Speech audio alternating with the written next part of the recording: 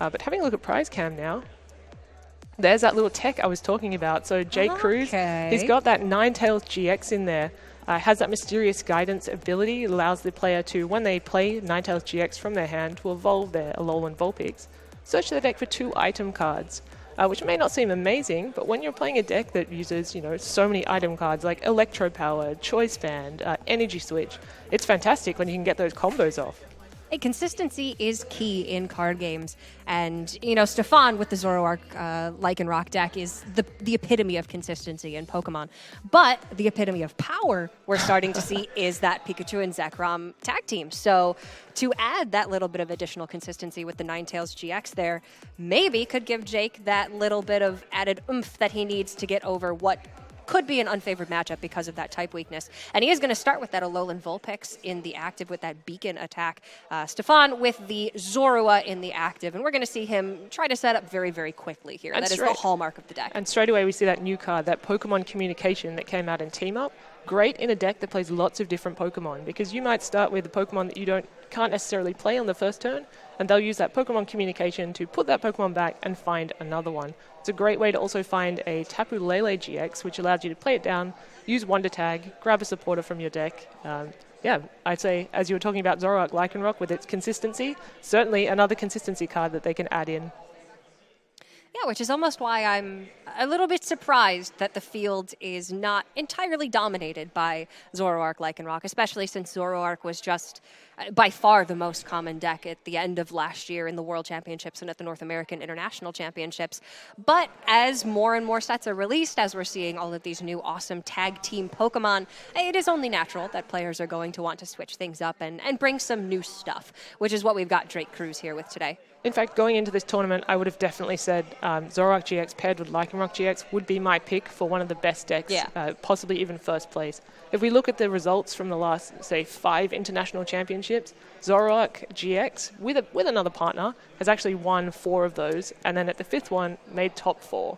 So I'd say it's a pretty safe bet to say that it's going to do well at this tournament, but yeah, not so many dotted around the field.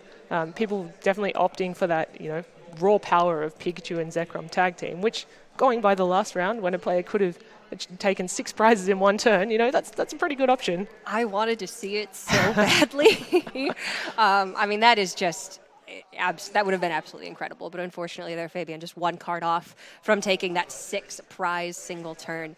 And we're not going to see that here from Jake today. Obviously, Stephane not playing those tag team Pokemon. Ooh, a little bit rough for Jake there. He's playing an Ultra Ball and has to actually discard 2 Electro Powers, which is something the deck really, really wants to be able to use to get those one-hit knockouts. Electro Power being that new item card that allows Lightning Pokemon to deal an extra 30 damage to the opposing Pokemon.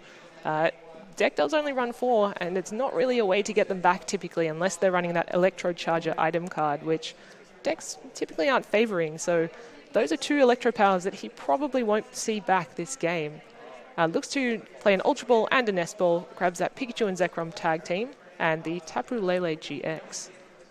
Excuse me, that's a Zeraora GX. It's a little bit hard with those very shiny cards when they come into play. We'll say the lighting is very nice, but man, these shiny cards are a little bit hard to discern when they are all pretty much the same color. And that's kind of what we got going on here with the power of the lightning type deck.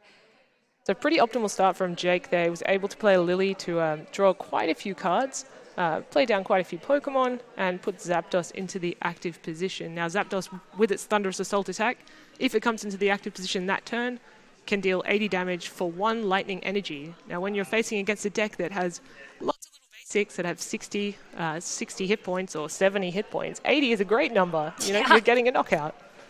Because the whole point of the deck that Stephane is playing is to go very, very quickly, to get those Zoroarks out, to start trading, to maximize consistency. And if Jake can take some knockouts on those basic Pokemon before Stephane has a chance to set up, then suddenly maybe that type differential isn't going to be as consequential because Jake is taking these knockouts with single prize attackers. Exactly. And something we haven't discussed really is Stephane's little basic Pokemon on the bench there, Riolu. Yeah, what are we looking at with Riolu? Lycanroc GX? Yeah, Lycanroc GX comes out onto the Lucario GX. Yeah, Lucario GX. Definitely not something we typically see in these Zoroark GX with Lycanroc GX decks. But Lucario GX is really cool. When you play it down onto your Riolu, for 1 fighting energy, it can deal 120 damage. 120, I mean, you're facing Pokemon that have, 190, 170 HP. Doesn't seem like a lot of damage, but when they're weak to fighting, that is a one-hit knockout on a tag team Pokemon, Pikachu and Zekrom GX. Yeah, 120 is a lot easier to hit than 240. And that's where you're going to be seeing the real big swing here in this matchup. If Stephane can, with just a single Lucario GX, take a knockout onto Pikachu and Zekrom, that's a 3-prize swing right there. Exactly, and that's why maybe Jake hasn't played that Pikachu and Zekrom GX, recognizing, oh, I'm just like a Guzma and an Energy and a Lucario GX away from being knocked out, and especially when Stephane's playing a deck that really has an inbuilt way to catch Pokemon up from the bench in that Bloodthirsty Eyes of Lycanroc GX, its ability when you play it down. So pretty clever from Jake here, opting to just put out little 1-prize attackers or, Zera Aura GX, for example. Just, not wanting to give up those 3 prizes in one turn. A fair turn 2 here from Stephane, getting his first Zoroark out on the board. And benching that Ditto Prism makes absolutely perfect sense in this deck in particular. When you're playing, 3 different basic Pokemon you want to evolve, Ditto Prism can be any of those. Interesting interaction though. Lucario GX, it actually states you have to be able to evolve it from a Riolu to get the benefit of its first attack. And unfortunately, Ditto isn't a Riolu. No matter how much it tries. Yeah. So it is actually just that Riolu on the bench that's the threat for that Lucario GX in this matchup. It looks like Stephane's decided to knock out the Vulpix, the Alolan Vulpix, and take that option away from Jake, not being able to evolve into that Alolan Ninetales GX. I mean, so far this really is just a battle of trying to strangle your opponent's resources. Stephane doesn't want Jake being able to set up that Alolan Ninetales to be able to search out those items, and Jake doesn't want Stephane to be able to set up the Zoroarks to be able to trade and maximize consistency of the deck. So you're just trying to deny these resources, and we don't really have any of these power Pokemon set up yet on either side. Zoroark can attack with Riotous Beating with a double colorless, but it's not going to be doing all that much right now. So things sort of getting off to a rather slow start here. I'm seeing a distinct lack of energy, especially on Jake's side as well. I think he's taking his maximum benefit from that Stadium card that allows Lightning Pokemon to attack for 1 Lightning less. So it does mean that Zapdos is able to just attack for free, which is great. But he certainly does want some energy out onto his field to maybe start powering up things like that Zera Aura GX to take a big knockout later in the game. Possibly recognizing that he doesn't have too many Electro Powers left, though, is a little bit awkward if he wants to be able to hit that 210 damage on the Zoroark GX.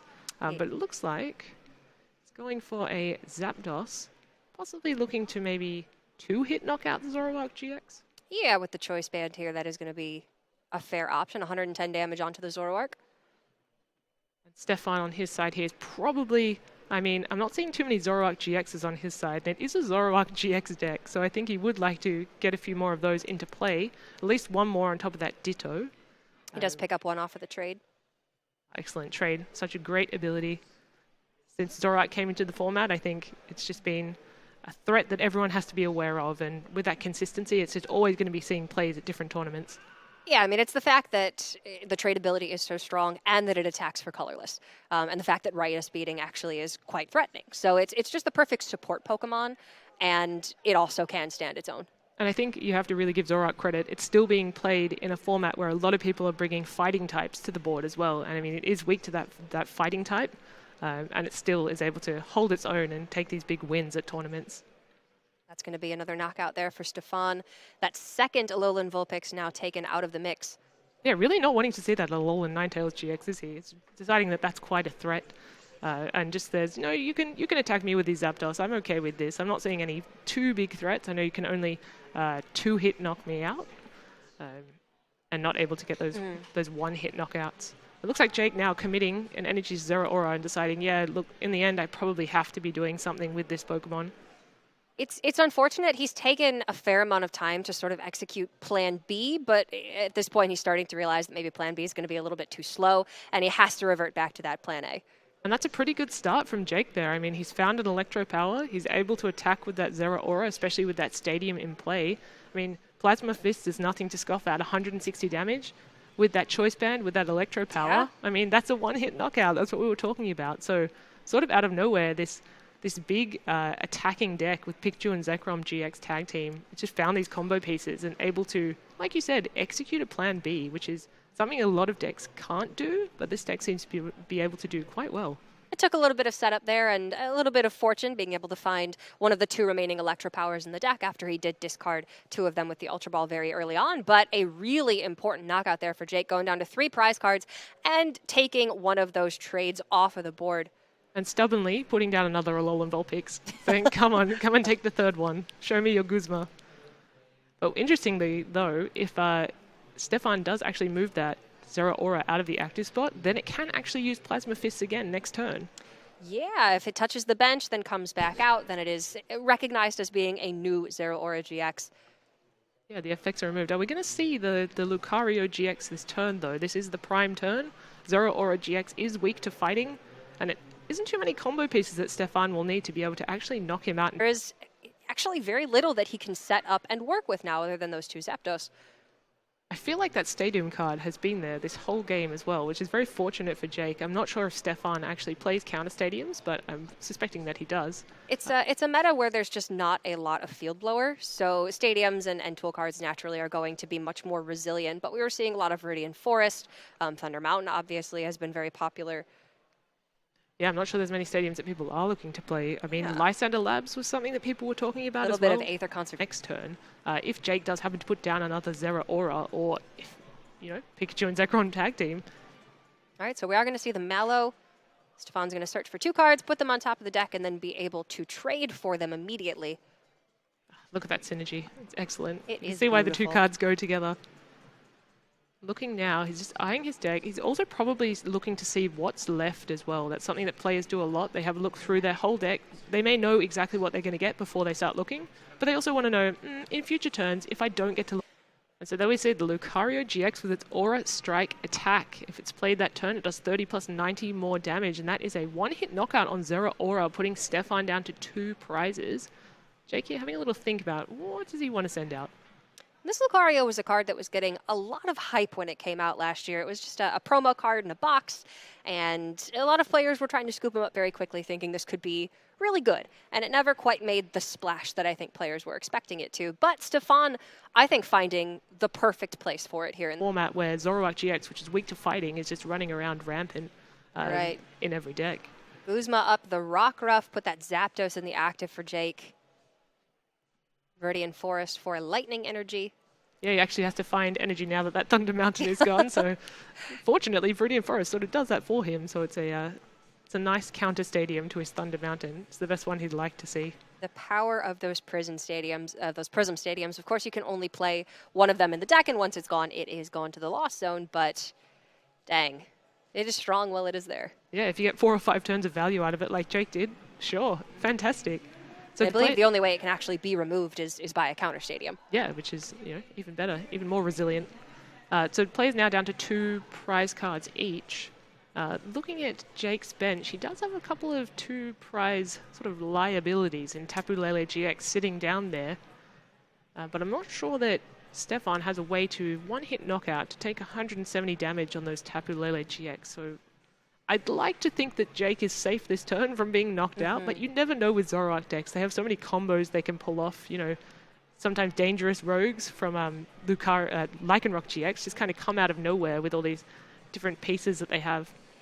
Yeah, those Leles are very fragile, but we were seeing them be more of a liability in the deck opposing the Pikachu and Zekrom because of that GX attack on Pikachu Zekrom, sniping for exactly 170 damage. For Stephane, it's going to be much more difficult to take these final 2 prizes, but he's just going to Ace Arola, pick up that Zoroark in the active, take the damage counters off of it, and then get that set up more safely in the back, very likely. More difficult to find the exact pieces that he needs. And you just have less bench space available because you want to have that Lucario down there as well. Yeah, definitely.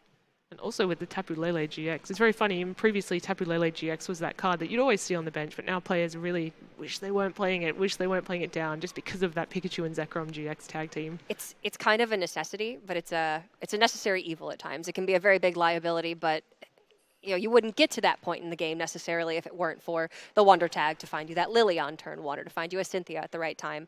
So there's an energy, and the Diancie Prism Star goes to the Lost Zone, being discarded with that Ultra Ball, but because it's a Prism Star card, goes straight to the Lost Zone, and finds another Zorua. So deciding, yes, I definitely want to get some trades off next turn, just to make sure that I can get those cards that I need to potentially win the game. And in fact, that Lycanroc GX actually threatens a knockout on the Tapu Lele GX. That's what we were talking about. And Stephane just needs that one GX knockout to be able to close out this game. It's ended up being a very, very close one. And now that Wondrous Labyrinth throwing a wrench in Jake's game plan, making all of his attacks cost 1 energy more. Certainly means that he won't be able to get that Zapdos into the active spot unless he's able to find, energy switch, and then he's only dealing, 80 damage to a Pokemon, and that's not enough to get 2 prizes on anything on the side of Stephane. Yeah, Zapdos is more so the early attacker, the one that you're going to be using to take out an early Zorua, which we saw this game. But then, Jake needs to be cleaning things up with that Pikachu and Zekrom, with that Zeraora GX, and he... wisely, I think, has not benched a Pikachu and Zekrom yet this game because it is such a liability. But without that, suddenly his deck is having to operate in a much different fashion than he intends it to. Yeah, and I do believe that Lycanroc GX on the bench there is quite threatening. I think Jake needs to be able to deal with that this turn, or put something into the active position on Stephane's side that maybe he won't be able to get out of the active position. But opts to actually Guzma out that Lycanroc GX and attaches another energy, so he can attack with that Wondrous Labyrinth in play, and going to deal 110 damage with that Choice Band attached, saying to go to the active spot and force him to get all these pieces. Yeah, quite efficiently locks Stephane out of being able to take the Tapu Lele knockout for this turn, and means that Jake's going to have at least one more turn to maybe close out this game. He set it up with the Lycanroc GX. Taking 110 damage on the previous turn, but he's still going to need to manipulate the board state a little bit to be able to take that knockout. But Stephane pretty confidently playing cards. Looks like he might be digging for a specific combination here. Like you said, there are some silly situations. Crazy things can happen when you're playing a Lucario GX, though. Whether that's a play to thin his deck or looking to actually attack with that this turn, but he's committing the double colorless energy to the Lycanroc GX and taking that knockout. Yeah. I'm trying to think. He is playing Diancie Prism, I'm assuming. He's got no bench space, though, so he couldn't go for a Lucario Guzma up the Tapu Lele and then like a Choice Band Diancie Prism for knockout. See, look at all these combinations. Look at all these possible combinations that Zoroark GX has available to it. Unfortunately, that Diancie Prism Star is in the Lost Zone. Yeah. Which there is a world, though, where you could deal 170 in a single turn. Loads of combinations. In fact, that could have been a play available to him. However, Jake here looking to possibly try to achieve that the knockout on the Lycanroc GX with that Zapdos. He's going to have to find a counter stadium, though. That Wondrous Labyrinth is putting in quite a lot of work against a Zapdos that requires 1 energy, and when you can only attach 1 energy. Decides to go for Mysterious Guidance here. Energy Switch. Ultra Ball, and those are 2 items that he can get off Mysterious Guidance with Alolan Ninetales GX. His cards go flying. I think Jake's quite excited to pull off this combination. I get it. I have Butterfingers myself. Finds those 2 cards. With that Zeraora on the bench, does mean he can retreat that that Alolan Ninetales GX for free. Energy switches to the Zapdos. Does he find an energy? The Wondrous Labyrinth is in play. He cannot attack with that Zapdos until it has 1 additional energy on it. And I think Jake got ahead of himself a little bit there. He was thinking that he had this game with he doesn't need to bring up a Tapu Lele. If he can just get the knockout on the Zapdos here, he's going to take game number 1. Yeah, I'm not sure if that Wondrous Labyrinth is actually affecting Stephane now, because he does have to commit multiple energy to Pokemon that usually just want 1 energy committed to them. Yeah, double-edged sword here. Wondrous Labyrinth affecting both players. Stephane, not many cards left in deck either, so trading at this point is a little bit risky. He's going to have to decide what he's going to play and what he's going to get rid of, and be quite selective about that, when usually with Zoroark you can just, discard cards willy-nilly and draw, whole handful of cards and then decide what you want to do, but it does look like he trades. A lot of what we're used to seeing with Zoroark is paired with Oranguru for the resource management, and to be able to just put all those cards back in your deck, you never have to worry about decking out, but this is a very different style of deck than Zoroark control. Yeah, certainly a very different situation, and Stephane, I feel, is finding it quite difficult to figure out what his optimal play is going to be this turn. Does only need 1 prize card. Stephane has to be assuming that Jake will be able to find it. Stephane looking through his opponent's discard pile just to see what options are still available to Jake. You know, it helps you decide what you want to do on your turn if you know what your opponent has available to them as well. Asking to see how many cards Jake has in hand. Yeah, looking at different things like, you know, the energy switches that Jake has played or the energies he's played or electro powers, for example, just to say, how much damage can you do next turn if I promote this Pokemon or do this? Yeah, I would imagine it's primarily looking at energy counts here and seeing what the likelihood of Jake having that lightning energy is. Because you think he would have played it if he'd had it in hand last turn. Yeah. It was actually, he played one, then an energy switch. And he is just going to pass. Did draw the energy. But now he needs a way to get that Zapdos back onto the bench and then back into the active position because he did promote it last turn. With all these conditional attacks, they don't just do damage anymore. You have to do multiple different things to be able to achieve them. And this is all stemming from Jake thinking that... That's true. So here we're seeing Jake shuffle in. I mean, what's he actually looking for at this point? I guess he's looking for an energy and an energy switch combination again, perhaps? Yeah, I mean, Jake needs 2 prizes here. He can't just, you know, Guzma up a Zorua and switch back out that Zapdos to take a knockout and win the game. He needs to knock out one of these GX Pokemon. So we see a Fairy Energy coming down to the Alolan Ninetales. It does have that Snowy Wind attack. Alolan Ninetales is a Fairy-type Pokemon, so it wouldn't actually need that extra energy to attack. And there's the Guzma for the game. Right. So Stephane did have it, and he will take one game up in this 3-game series.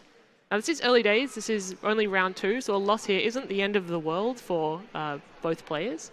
You know, obviously you want to go 3, 4, 5 wins in a row, but losing one does not mean you're out of the tournament. We do have 9 rounds today, and players with, I think it's the top 32 players. Yeah, or top a certain 32 record. or 19 points, I think it said, whichever one is more. It was a clean game on his side, and that Wondrous Labyrinth obviously coming in very clutch there at the end. But he was struggling a little bit to get set up, I think.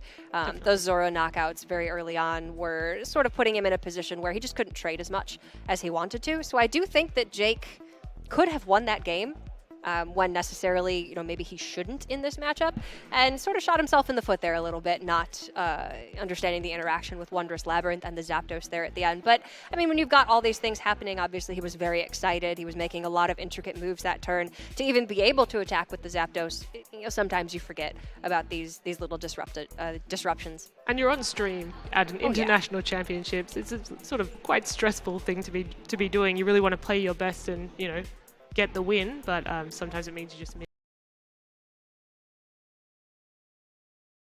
And using that combo with Energy Switch, it's just so powerful and very well executed as well. You know, seems like a very simple thing to do, but you need to make sure you're doing things in the right order. Playing that Guzma. Taking a risk by playing this Alolan Ninetales in the deck. It's something that we have not seen from a Pikarom deck yet today, and we did see a 60-card mirror in our previous round. So will that Ninetales make a difference in this matchup in Game 2? We're going to find out. Yeah, it'll be really interesting to see. Actually, in Jake's prize cards we just saw was that Tapu Koko Prism Star. And so that's something that those Pikachu and Zekrom tag team GX decks really look to use to accelerate energy onto their board. Having that in the prize cards is a little bit awkward for him, perhaps. Perhaps he's relying on having it, being able to use Nest Ball to find that card out. But, you know, he'll find out probably now as he's searching his deck that it is actually prized. It is one of those cards you definitely look for and you want to know if you have in your deck. Starting with the Zero Aura GX, typically you don't want to start with the GX in a lot of these decks. A lot of the decks we're seeing, you know, having Tapu Lele GX in the active spot or the Ultra Necrozma GX in the active spot.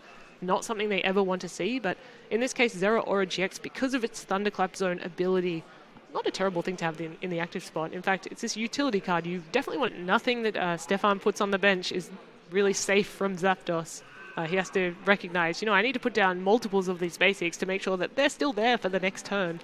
Otherwise, Jake, you know, if he has that Guzma, he's probably able to get a one-hit knockout on all of them.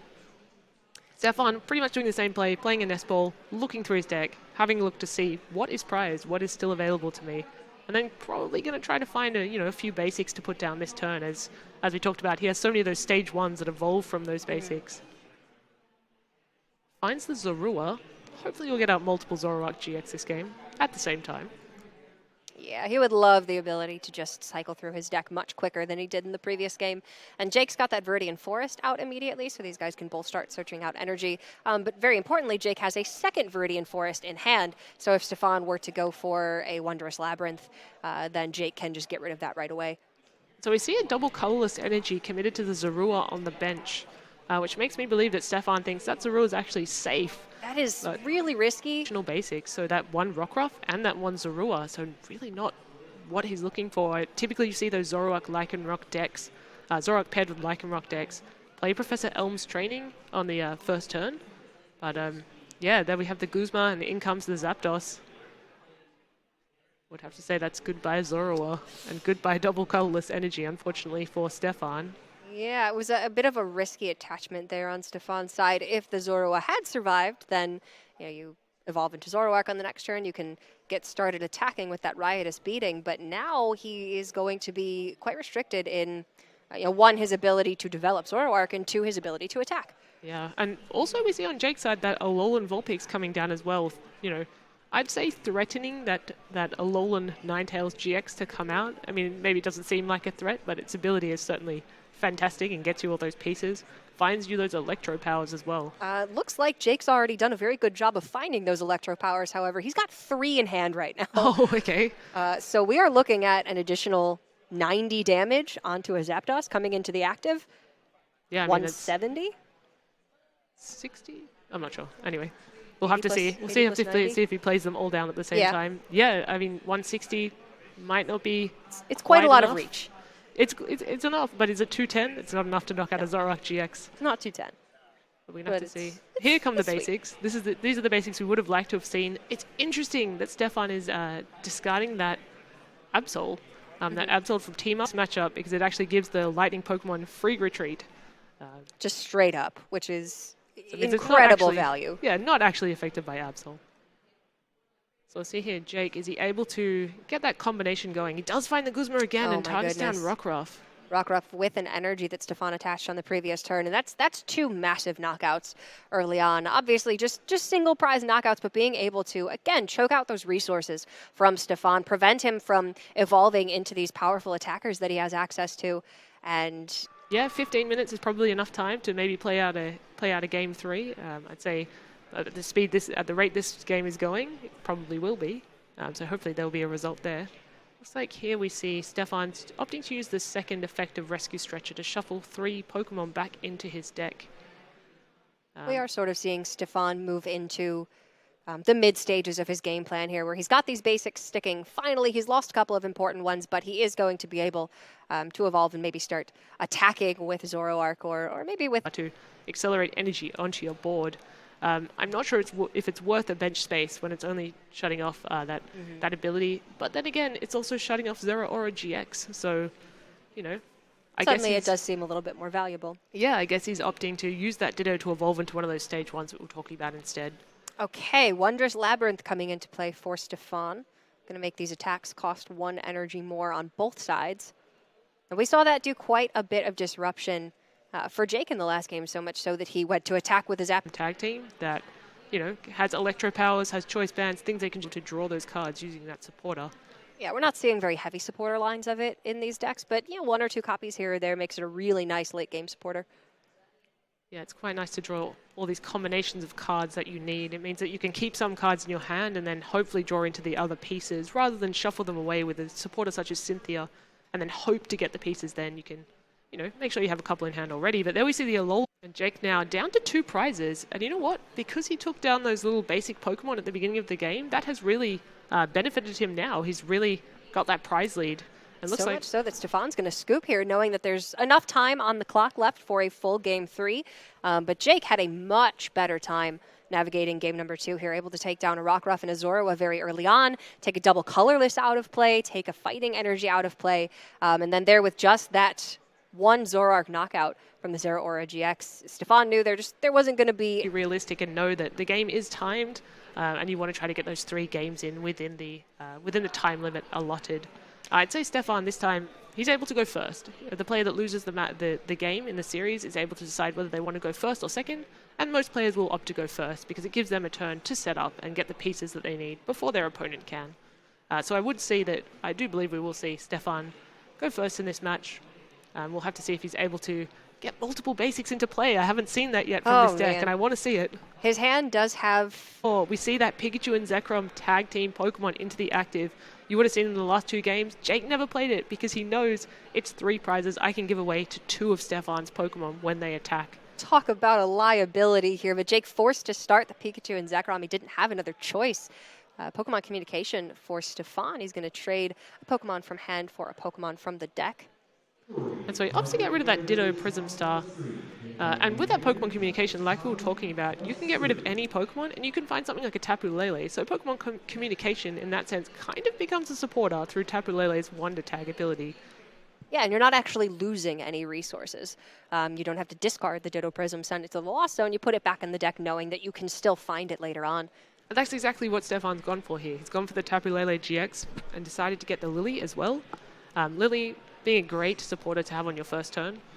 You know, if it's your first turn, you play... That if Jake had a Zapdos in hand or any other basic Pokemon, he would have played it. Yeah, definitely playing around what he thinks Jake has, and also probably saying, okay, come and knock out this Rockruff. That means you're playing Guzma for your supporter on the first turn of the game. It's not ideal for you, Jake, so, you know, daring him to do so. I mean, Jake does have access to different Pokemon. He's playing Viridian Forest now, discarding a Lightning Energy to get another Lightning Energy. Now, just throwing back to Jake's prizes, we did actually see the... Similar to what we saw in the last game, it's enough value, and it is just necessary. So there is a pretty interesting play that Stephane possibly has available to him here. He can find Lucario GX, bring that Pikachu and Zekrom tag team into the active spot, and knock it out with 1 energy. So that would be a turn 2 take of 3 prizes. It comes down to whether or not he can find the exact pieces he needs, but when you're playing something like Zoroark GX, which has the trade ability... You're a lot more likely to get those pieces. Yeah, it's a little bit easier. And, I mean, which is enough to find a Lucario GX. I guess the question is whether or not he has access to a Guzma to bring up that Pikachu and Zekrom tag team. Now, was that Ditto down last turn, that Ditto Prism Star? I probably should have been keeping question. Track of the board today, but that could become a Lycanroc GX, but he actually has the Guzma, and there comes the attack from the Lucario GX, that Aura Strike taking 3 prizes, and that is exactly why he plays that card. He's hiding that Guzma on the left side of the hand, but 120 damage for Aura Strike. When it is your only Pokemon in your starting hand, unfortunately you have to play it. Those are the rules of the game. And of course you are playing many of them in the deck as you possibly can, because that is what this deck is trying to do. This just happens to be a very poor matchup for that card in particular. But Stephane having a really great meta read, thinking there's going to be quite a bit of Pikarom here in this meta, and maybe Lucario GX is the right call. Yeah, for very few pieces, you can hit a Pikachu and Zekrom tag team for 240, which is exactly how many hit points it has. Jake's hand, unfortunately, wasn't really able to find much else. Just the Alola Ninetales, a couple of Energy Switch, and at least a supporter for next turn, but you look at Stephane's side of the field, and that's quite a nice setup. Yeah, I mean, the fact that Jake can maybe get some more resources on the following turn gives him some hope, but, I mean, Stephane is just so far ahead here. Having taken 3 prizes, he's got a full bench. He's got a nice full hand, and he's just going to be able to really take advantage. He's smelling blood in the water here. It's a little bit of Pikachu and Zekrom's own medicine, though, right? Itself into the active position and do 80 damage with Thunderous Assault. Jake's just going to have to Cynthia away his entire hand. Nothing that he wanted to play there. Just get a fresh 6 and hope that he can make something happen. But without the abilities on basic Pokemon, with Stephane being able to trade twice every turn and having, potentially another Lucario ready to go on the next turn, things are looking pretty grim here. So here we go, Cynthia take 2, and Jake actually finds the Tapu Koko Prism Star with Dance of the Ancients ability. Him having to get creative in game number 1, but this is him having to get a little bit desperate. He just does not have access to Plan A, which is Pikarom. We saw that blow up in his face very early on this game. He now doesn't have access to any of his abilities, and he's having a really difficult time moving these Zapdos around to be able to even deal effective damage. Yeah, Plan C, right? We're up to Plan C. We're up to maybe attacking with our Tapu Koko Prism. Unfortunately, we're seeing attacking with Zapdos for 10 damage, so not ideal. Not ideal. Unfortunately, that Zapdos has trade. They can just trade and put their hand size back up to, what they want it to be, while their opponent, unfortunately, is stuck on 4. It's supposed to be an equalizer, but of course, Zoroark is never going to use it that way. It's going to use it as a disruptor for the opponent, and then they are not going to be sticking at 4 cards. And we see a double colorless energy for Stephane, as well as a Lycanroc GX picked up. No Rockruff in play, though, so we're not going to see Bloodthirsty Eyes. That Lucario as well. Oh, no, it's a Lucario GX. My mistake. If it does come into the active spot, we'll do tournament, really, but there's a choice band and there's an Electro Power. This Tapu Koko is on fire. I mean, it is 120 for 3 energy. It's not terribly efficient, but looks like it's going to get the job done. But wait, there's more. Mysterious Guidance was played. So Jake is able to get another Electro Power. We see a Rescue Stretcher for another Zapdos. He has a hand of 0. And he's all in on this Tapu Koko Prism Star. He's going to take a couple prizes here, and he needs them to be good. He dodges Thunder Mountain. He dodges the Lily. He would have loved to have both of those. Just able to be doing, 80 damage. Did use most of his Electro Powers on that Tapu Koko Prism. Stephane down to just 1 prize card remaining. He's got the Rockruff on the bench ready to evolve into Lycanroc and be able to bring up a Pokemon from the bench if he wants to get a knockout that way. But with that Zapdos in the active, can just try and find a knockout there. Yeah, it's just pretty much a Guzma and a double colorless energy away from knocking out a benched Zapdos if he does want to go with that route. Exact pieces to get him what he needs. Doesn't have a bench space open, unfortunately, to use Tapu Lele GX. Can't use it anyway because of Power of Alchemy, so he's got to rely on his trades to be able to draw through his deck and find the exact pieces. I do think that even if Stephane doesn't find exactly what he needs this turn, he's so far ahead at the moment that it's quite difficult for Jay to come back. But I mean, we just saw an amazing Tapu Koko Prism knock out a Lucario GX. That was sweet. So you never know what these decks could pull out with these sweet combinations like Mysterious turns of the game, but I do think we are going to have a conclusion. A Lily off the top, though. The dream is still alive. That is a very nice top deck. Plan C is still alive. Plan C is looking spicy. And so we see draws 4 with the Lily. Probably not exactly what he was looking for. Nope. He didn't commit the Lightning Energy because he very likely wanted to put it on something that isn't on the field right now. Did not find anything else. Decides to commit it to the Alolan Ninetales GX. Zoroark, Lycanroc. We've got that Lucario GX in the deck as well, but doing exactly what Stephane intended it to do here, getting the Pikarom matchup, and then being able to take 3 prizes there for just a single fighting energy in game number 3. You can see the potential power of the tech in this deck for Stephane Ivanoff. So maybe remaining loyal to the Zoroark, Lycanroc deck here, really paying off